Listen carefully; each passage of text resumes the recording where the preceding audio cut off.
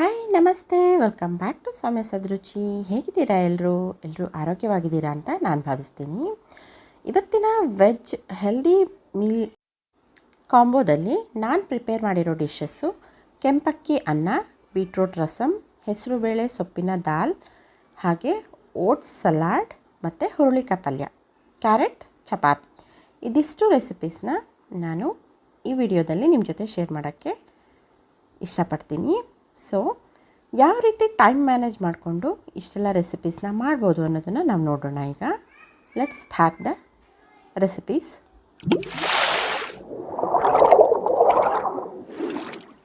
ಮೊದಲು ನಾನು ರಸಮ್ಗೆ, ಬೀಟ್ರೂಟ್ ರಸಮ್ಗೆ ಜೀರಿಗೆ ಮತ್ತು ಧನಿಯಾ, ಮೆಣಸು ಇದಿಷ್ಟನ್ನು ಹಾಕ್ಕೊಂಡು ಹುರ್ಕೋತಾ ಇದ್ದೀನಿ. ಜೀರಿಗೆ 1 ಟೇಬಲ್ ಸ್ಪೂನ್, ಧನಿಯಾ 2 ಟೇಬಲ್ ಸ್ಪೂನ್, ಹಾಗೆ ಕಾಳು ಮೆಣಸು 3/4 ಟೇಬಲ್ ಸ್ಪೂನ್ ಇಷ್ಟನ್ನು ಹಾಕ್ಕೊಂಡು ನಾನು ಡ್ರೈ ರೋಸ್ಟ್ ಮಾಡ್ಕೋತಾ ಇದ್ದೀನಿ. ಹಾಗೆ ಅದಕ್ಕೆ 4 ಒಣಮೆಣಸಿನ್ಕಾಯಿಗಳನ್ನೂ ಕೂಡ ಹಾಕ್ಕೊಂಡು ಮಿಕ್ಸಿ ಮಾಡ್ಕೋಬೇಕು. ಫಸ್ಟು ನಾವು ಎಲ್ಲ ಅಡುಗೆಗಳನ್ನ ಶುರು ಮಾಡೋಕ್ಕಿಂತ ಮುಂಚೆ ಈ ಥರ ಪೌಡರ್ ಏನಾದರೂ ಇದ್ದರೆ ಮಾಡ್ಕೊಂಬಿಟ್ರೆ ನಮಗೆ ಕುಕ್ಕಿಂಗ್ ಮಾಡೋವಾಗ ಬೇಗ ಪ್ರಿಪೇರ್ ಆಗುತ್ತೆ. ಹಾಗೆ ಇನ್ನೊಂದು, ಬೇಳೆಕಾಳುಗಳನ್ನ ನೆನೆಸಿಟ್ಕೋಬೇಕು ಮತ್ತು ಅಕ್ಕಿನ ಕೂಡ ನೆನೆಸಿಟ್ಕೋಬೇಕು. ಈಗ ಧನಿಯಾ, ಜೀರಿಗೆ, ಮೆಣಸು, ಮೆಣಸಿನ್ಕಾಯಿ ಹುರಿದಾಗಿದೆ, ಅದನ್ನು ನಾನು ಪೌಡ್ರ್ ಮಾಡಿ ಸೈಡಲ್ಲಿ ಇಟ್ಕೋತಾ ಇದ್ದೀನಿ. ಇವಾಗ ನಾನು ಮೊದಲು ದಾಲ್ ಮಾಡೋಕ್ಕೆ, ಹೆಸರುಬೇಳೆ ದಾಲ್ ಮಾಡೋಕ್ಕೆ ಕುಕ್ಕರ್ ಇಟ್ಕೊಂಡಿದ್ದೀನಿ. ಅದಕ್ಕೆ ಸ್ವಲ್ಪ ಎಣ್ಣೆ, ಸಾಸಿವೆ, ಜೀರಿಗೆ ಹಾಕಿ ಚಟಪಟ ಅಂತ ಸಿಡಿದ ನಂತರ ಸ್ವಲ್ಪ 1 ಇಂಚು ಬೆಳ್ಳುಳ್ಳಿ, 1 ಇಂಚು ಶುಂಠಿ ಇದಿಷ್ಟನ್ನು ಹಾಕ್ಕೊಂಡು ಫ್ರೈ ಮಾಡಿಕೊಂಡು ನಂತರ ಅದಕ್ಕೆ 2 ಈರುಳ್ಳಿನ ಮೀಡಿಯಮ್ ಸೈಜಲ್ಲಿ ಕಟ್ ಮಾಡಿಕೊಂಡು ಹಾಕ್ಕೊಂಡಿದ್ದೀನಿ. ಅದು ಈರುಳ್ಳಿ ಸ್ವಲ್ಪ ಫ್ರೈ ಆದಮೇಲೆ ನಾನು ಮಿಕ್ಸ್ ಸೊಪ್ಪು, ಇದಕ್ಕೆ ದಂಟಿನ ಸೊಪ್ಪು, ಪಾಲಕ್ ಸೊಪ್ಪು, ಅರವೆ ಸೊಪ್ಪು, ಸಬ್ಸಿಗೆ ಸೊಪ್ಪು, ಎಲ್ಲ ಥರದ ಸೊಪ್ಪನ್ನು ಹಾಕ್ಕೋಬೋದು. ನಾನಿಲ್ಲಿ ಎಲ್ಲ ರೀತಿ ಸೊಪ್ಪುಗಳನ್ನು ಹಾಕ್ಕೊಂಡು ಮಾಡ್ತಾಯಿದ್ದೀನಿ. ನಾನು ಹೆಸರುಬೇಳೆನ ನೆನೆಸಿಟ್ಕೊಂಡಿದ್ದೆ. ಹೆಸರುಬೇಳೆ ಮತ್ತು ಅಕ್ಕಿ ಕಾಳುಗಳು ಈ ಥರದನ್ನು ನೆನೆಸಿಟ್ಕೊಂಡ್ರೆ ನಮಗೆ ಕುಕ್ಕಿಂಗ್ ಟೈಮ್ ಸೇವ್ ಆಗುತ್ತೆ. ಅದಕ್ಕೋಸ್ಕರವಾಗಿ ಇದಕ್ಕೆ ನಾನು ಧನಿಯಾ ಪುಡಿ ಮತ್ತು ಖಾರದ ಪುಡಿ, ಜೀರಿಗೆ ಪುಡಿನ ಹಾಕ್ಕೋತಾ ಇದ್ದೀನಿ.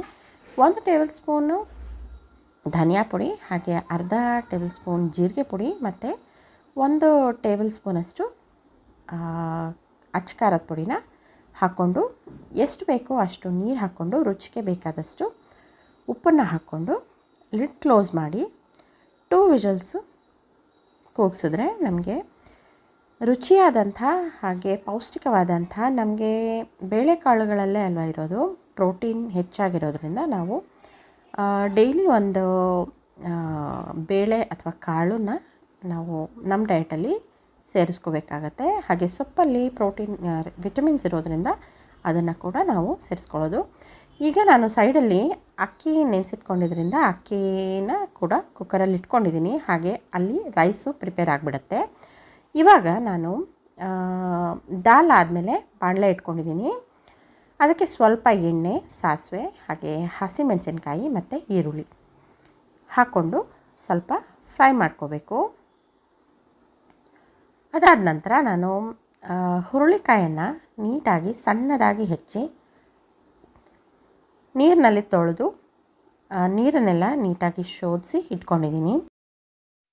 ಹುರುಳಿಕಾಯಿ ಪಲ್ಯ ಗ್ರೀನಾಗಿ ಇರಬೇಕು ಅಂತಂದರೆ ಅದಕ್ಕೆ ನಾವು ಹುರುಳಿಕಾಯಿ ಬೇಯೋವಾಗ ಸ್ವಲ್ಪ ಸಕ್ಕರೆನ ಆ್ಯಡ್ ಮಾಡೋದ್ರಿಂದ ಅದರಲ್ಲಿರೋ ಗ್ರೀನ್ ಕಲರು ಹೋಗ್ದಿರ ತುಂಬಾ ಚೆನ್ನಾಗಿ ಕಲರ್ಫುಲ್ಲಾಗಿ ಕಾಣಿಸುತ್ತೆ. ಆದ್ದರಿಂದ ನಾನಿಲ್ಲಿ 1/4 ಟೇಬಲ್ ಸ್ಪೂನ್ ಸಕ್ಕರೆನ ಆ್ಯಡ್ ಮಾಡ್ಕೊಂಡಿದ್ದೀನಿ. ಅದಾದ ನಂತರ ಸ್ವಲ್ಪ ಹೊತ್ತು ಲಿಡ್ ಕ್ಲೋಸ್ ಮಾಡಿ 1-2 ಮಿನಿಟ್ಸು ಅದನ್ನು ಬೇಯಿಸ್ಕೋಬೇಕಾಗತ್ತೆ. ಆ ಗ್ಯಾಪಲ್ಲಿ ನಾನು ಕ್ಯಾರೆಟ್ ಚಪಾತಿ ಮಾಡ್ತಾಯಿದ್ದೀನಲ್ವ, ಅದಕ್ಕೆ ಕ್ಯಾರೆಟನ್ನು ಮಿಕ್ಸಿನಲ್ಲಿ ರುಬ್ಕೋಬೇಕು. ಸೊ ಅದಕ್ಕೋಸ್ಕರ ನಾನು ಕ್ಯಾರೆಟನ್ನು ಕಟ್ ಮಾಡಿ ಮಿಕ್ಸಿನಲ್ಲಿ ಗ್ರೈಂಡ್ ಮಾಡ್ಕೋತಾ ಇದ್ದೀನಿ. ಆ ಕಡೆ ನೋಡಿ, ರೈಸು ಕುಕ್ಕರ್ ವಿಷಲ್ ಬಂದಿದೆ ಆಲ್ರೆಡಿ. ರೈಸ್ ಕೂಡ ಆಗಿದೆ, ದಾಲ್ ಆಗಿದೆ, ರೈಸ್ ಆಗಿದೆ. ಈಗ ಈ ಸೈಡಲ್ಲಿ ಹುರುಳಿಕಾಯಿ ಪಲ್ಯ ರೆಡಿ ಆಗ್ತಾಯಿದೆ. ಮತ್ತು ಚಪಾತಿಗೆ ನಾನು ಕ್ಯಾರೆಟನ್ನು ಹೆಚ್ಕೋತಾ ಇದ್ದೀನಿ. ಇವಾಗ ಕ್ಯಾರೆಟನ್ನು ಗ್ರೈಂಡ್ ಮಾಡ್ಕೋಬೇಕು. ರೈಸು ಪ್ರಿಪೇರ್ ಆಯಿತು ಅಂತಲೇ ಲೆಕ್ಕ. ಈಗ ನೆಕ್ಸ್ಟು ನಾವು ಲಿಡ್ನ ತೆಗೆದುಬಿಟ್ಟು ಈಗ ಸ್ವಲ್ಪ ಉಪ್ಪು ಹಾಕಿ ಸ್ವಲ್ಪ ನೀರು ಹಾಕ್ಕೊಂಡು ನಾವು ಚೆನ್ನಾಗಿ ಮಿಕ್ಸ್ ಮಾಡಿಬಿಟ್ಟು ನಂತರ ಇನ್ನೊಂದು 5 to 8 ಮಿನಿಟ್ಸು ಇದನ್ನು ಸಣ್ಣ ಊರಿನಲ್ಲಿ ಕುಕ್ ಮಾಡಿದ್ರೆ ಹುರುಳಿಕಾಯಿ ಪಲ್ಯ ಪ್ರಿಪೇರ್ ಆಗುತ್ತೆ. ಇದಕ್ಕೆ ನಾವು ತೆಂಗಿನಕಾಯಿನ ಖಂಡಿತವಾಗ್ಲೂ ಹಾಕ್ಕೋಬೋದು. ನನಗೆ ತೆಂಗಿನಕಾಯಿ ತುರಿ ಸ್ವಲ್ಪ ಖಾಲಿ ಆಗಿತ್ತು, ಸೊ ಆದ್ದರಿಂದ ನಾನು ತೆಂಗಿನಕಾಯಿ ತುರಿನ ಹಾಕ್ಕೊಳ್ಳೋಕ್ಕಾಗಲಿಲ್ಲ. ಸೊ ಆದ್ದರಿಂದ ನಾನು ಇವತ್ತಿನ ಪಲ್ಯಕ್ಕೆ ನಾನು ತೆಂಗಿನಕಾಯಿ ತುರಿನ ಹಾಕ್ಕೊಂಡಿಲ್ಲ. ನೋಡಿ, ಇವಾಗ ನಾವೊಂದು ಪಾತ್ರೆಗೆ ಮಲ್ಟಿಗ್ರೇನ್ ಆಟಾನ ಹಾಕ್ಕೊಂಡಿದ್ದೀನಿ. ಅದಕ್ಕೆ ಕ್ಯಾರೆಟ್ ರುಬ್ಬಿದಂಥದ್ದನ್ನು ಹಾಕ್ಕೊಂಡು ಸ್ವಲ್ಪ ಉಪ್ಪು ಹಾಕ್ಕೊಂಡು ನೀಟಾಗಿ ಕಲಿಸ್ಕೊತಾ ಇದ್ದೀನಿ. ನಾರ್ಮಲ್ ಚಪಾತಿ ಹಿಟ್ಟಿನ ಹದಕ್ಕೆ ಕಲಿಸ್ಕೊಳ್ಳೋದು. ಇದೇನು ನೀರು ಏನು ಬಿಟ್ಕೊಳ್ಳೋದಿಲ್ಲ, ಆದ ಕಾರಣ ನಾವು ನಾರ್ಮಲಾಗಿ ನೀರು ಹದ ನೋಡಿಕೊಂಡು ನಾವು ಚಪಾತಿ ಹಿಟ್ಟನ್ನು ನೀಟಾಗಿ ಕಲಸಿ ರೆಡಿ ಮಾಡಿ ಸೈಡಲ್ಲಿ ಇಟ್ಕೊಳ್ಳೋಣ. ಅದಕ್ಕೆ ಒಂದು ಪಾತ್ರೆ ಮುಚ್ಚಿಟ್ರೆ ಅಥವಾ ಒಂದು ತೇವದ ಬಟ್ಟೆ ಹಾಕಿಟ್ರೆ ತುಂಬಾ ಚೆನ್ನಾಗಿರುತ್ತೆ ಚಪಾತಿ ಲಟ್ಸೋವಾಗ. ಹುರುಳಿಕಾಯಿ ಪಲ್ಯ ನೋಡಿ ರೆಡಿಯಾಗಿದೆ. ಈ ಥರ ಪ್ರೆಸ್ ಮಾಡಿದ್ರೆ ಆಯಿತು, ಗೊತ್ತಾಗುತ್ತೆ ನಮಗೆ. ಹುರುಳಿಕಾಯಿ ಪಲ್ಯ ಪ್ರಿಪೇರ್ ಆಗಿದೆ. ನೋಡಿ, ಕಲರ್ ತುಂಬ ಚೆನ್ನಾಗಿದೆ ಅಲ್ಲ. ಆ ಕಲರ್ ನಮಗೆ ಹಾಳಾಗ್ದಿರ ಕಲರ್ ತುಂಬಾ ಚೆನ್ನಾಗಿ ಇದೆ. ಹೋಟೆಲಲ್ಲೆಲ್ಲ ಇದೇ ಟಿಪ್ನ ಫಾಲೋ ಮಾಡ್ತಾರೆ. ಇದು ನನ್ನ ಸೀಕ್ರೆಟ್ ಟಿಪ್ ಅಂತಲೇ ಹೇಳ್ಬೋದು. ನೆಕ್ಸ್ಟು ನಾನೀಗ ರಸಮ್ ಮಾಡೋಕ್ಕೆ ಬೀಟ್ರೂಟ್ ರಸಮ್ ಮಾಡೋದಕ್ಕೋಸ್ಕರ ಬೀಟ್ರೂಟ್ ಹಾಗೆ ಒಂದು ಟೊಮೆಟೊ, ಹಾಗೆ ಇದು ಬೀಟ್ರೂಟು ಸ್ವಲ್ಪ ಸ್ವೀಟ್ ಇರೋದ್ರಿಂದ ಒಂದೇ ಒಂದು ಚಿಕ್ಕದಾಗಿರೋಂಥ ಹಣ್ಣು ಮೆಣಸಿನ್ಕಾಯಿನ ಹಾಕ್ಕೊಂಡ್ರೆ ಟೇಸ್ಟ್ ತುಂಬಾ ರುಚಿಯಾಗಿರುತ್ತೆ. ನೀವು ಇದನ್ನು ಸ್ವೀಟಾಗೆ ಇಷ್ಟಪಡೋರು ಹಾಗೆ ಮಾಡ್ಕೊಳ್ಳಿ, ಇಲ್ಲ ನಮಗೆ ಸ್ವಲ್ಪ ಸ್ಪೈಸಾಗಿ ಬೇಕು ಆ ಥರ ಇಷ್ಟಪಡ್ತೀವಿ ಅನ್ನೋದಾದರೆ ಒಂದೇ ಒಂದು ಮೆಣಸಿನ್ಕಾಯಿನ ಇದಕ್ಕೆ ಹಾಕ್ಕೊಂಡ್ರೆ ತುಂಬಾ ಟೇಸ್ಟ್ ಚೆನ್ನಾಗಿರುತ್ತೆ. ಖಂಡಿತವಾಗ್ಲೂ ಟ್ರೈ ಮಾಡಿ ನೋಡಿ. ಕುಕ್ಕರು ಪ್ರೆಷರ್ ಹೋಗೋ ತನಕ ನಾನಿಲ್ಲಿ ಓಟ್ಸ್ ಸಲಾಡ್ ಮಾಡ್ತಾಯಿದ್ದೀನಲ್ವ, ಓಟ್ಸ್ ಪೀನಟ್ ಸಲಾಡ್ಗೆ ಓಟ್ಸ್ ಒಂದು 1/4 ಕಪ್ಪಷ್ಟು ಓಟ್ಸ್ನ ನಾನು ಡ್ರೈ ರೋಸ್ಟ್ ಮಾಡ್ಕೊತಾ ಇದ್ದೀನಿ. ಓಟ್ಸು ರೋಸ್ಟ್ ಮಾಡೋವಾಗ ತುಂಬ ಒಳ್ಳೆ ಫ್ಲೇವರ್ ಬರುತ್ತೆ. 1-3 ಮಿನಿಟ್ಸ್ ಫ್ರೈ ಮಾಡಿದ್ರೆ ಸಾಕು ಓಟ್ಸ್ನ. ನಂತರ ಈಗ ಬೀಟ್ರೂಟ್ ಟೊಮೆಟೊ ಬೆಂದಿದೆ, ಅದನ್ನು ನಾನು ಸೈಡಲ್ಲಿ ಇಟ್ಕೊಂಡಿದ್ದೀನಿ. ಇವಾಗ ರಸಮ್ಗೆ ಒಂದು ಒಗ್ಗರಣೆ ಮಾಡ್ಕೊತಾ ಇದ್ದೀನಿ. ತುಪ್ಪ, ಸಾಸಿವೆ, ಒಣಮೆಣಸಿನ್ಕಾಯಿ ಹಾಗೆ ಬೆಳ್ಳುಳ್ಳಿ, ಕರಿಬೇವು ಹಾಕಿ ಒಗ್ಗರಣೆ ಮಾಡ್ಕೊತೀನಿ ನಾನು. ಹಿಂಗು ಹಾಕೋಬೋದು, ಚೆನ್ನಾಗಿರುತ್ತೆ. ನಂತರ ನಾನು ಮೊದಲು ರೋಸ್ಟ್ ಮಾಡಿ ರೆಡಿ ಇಟ್ಕೊಂಡಿದ್ನಲ್ಲ ಪೌಡರು, ಜೀರಿಗೆ, ಮೆಣಸು ಹಾಗೆ ಧನಿಯಾ, ಅದನ್ನು ಪೌಡ್ರ್ ಮಾಡಿ ಇಟ್ಕೊಂಡಿದ್ದೆ. ಅದನ್ನು ತುಪ್ಪಕ್ಕೆ ಹಾಕಿ ಫ್ರೈ ಮಾಡ್ಕೊತಾ ಇದ್ದೀನಿ. ಈಗ ಬೀಟ್ರೂಟ್ ಟೊಮೆಟೊ ಬೇಯಿಸಿಟ್ಕೊಂಡಿದ್ವಲ್ಲ ಅದನ್ನು ಕೂಡ ಪೇಸ್ಟ್ ಮಾಡಿ ನಾನು ಇದಕ್ಕೆ ಸೇರಿಸ್ಕೊತಾ ಇದ್ದೀನಿ. ಸೇರಿಸ್ಕೊಂಡು ಸ್ವಲ್ಪ ಒಂದು 2-3 ಮಿನಿಟ್ಸು ತುಪ್ಪದಲ್ಲೇ ಆ ಬೀಟ್ರೂಟ್ ಟೊಮೆಟೊ ಮಿಶ್ರಣನ ಸ್ವಲ್ಪ ಹುರ್ಕೋಬೇಕು, ಆಗ ತುಂಬಾ ಟೇಸ್ಟ್ ಚೆನ್ನಾಗಿ ಬರುತ್ತೆ. ನಂತರ ನಮಗೆ ನೀರು ಎಷ್ಟು ಬೇಕೋ ಅಷ್ಟು ಹಾಕ್ಕೊಂಡು ರಸಮನ್ನು ಹೆಚ್ಚಿಸ್ಕೋಬೋದು. ನಾನು ಹುಣಸೆಹಣ್ಣು 1-2 ಇಂಚು ಹುಣಸೆ ಹಣ್ಣನ್ನು ನೆನೆಸಿಟ್ಕೊಂಡಿದ್ದೆ, ಅದನ್ನು ಕೂಡ ಈಗ ಸೇರಿಸ್ಕೋಬೇಕು. ಸೇರಿಸ್ಕೊಂಡು ರುಚಿಗೆ ತಕ್ಕಷ್ಟು ಉಪ್ಪು ಹಾಕಿ ಕುದಿ ಬಂದಮೇಲೆ ಸ್ಟವ್ ಆಫ್ ಮಾಡ್ಕೊಳ್ಳೋದು ಅಷ್ಟೇ. ಇದು ತುಂಬಾ ಡಿಫ್ರೆಂಟ್ ಮತ್ತು ಯುನೀಕ್ ರೆಸಿಪಿ ಅಂತಲೇ ಹೇಳ್ಬೋದು. ನಾನು ಕೂಡ ಇದನ್ನು ನನ್ನ ಫ್ರೆಂಡ್ ಕಡೆಯಿಂದ ಕೇಳಿ ತಿಳ್ಕೊಂಡಿದ್ದು. ಒಂದು ಸಲ ಮಾಡಿ ನೋಡಿ, ತುಂಬಾ ಚೆನ್ನಾಗಿರುತ್ತೆ ಈ ರೆಸಿಪಿ. ನೆಕ್ಸ್ಟು ನಾನೀಗ ಸಲಾಡ್ ಮಾಡ್ತಾಯಿದ್ದೀನಿ. ಓಟ್ಸ್ ಹುರ್ಕೊಂಡಿದ್ನಲ್ಲ ಅದನ್ನು ಹಾಕ್ಕೊಂಡಿದ್ದೀನಿ.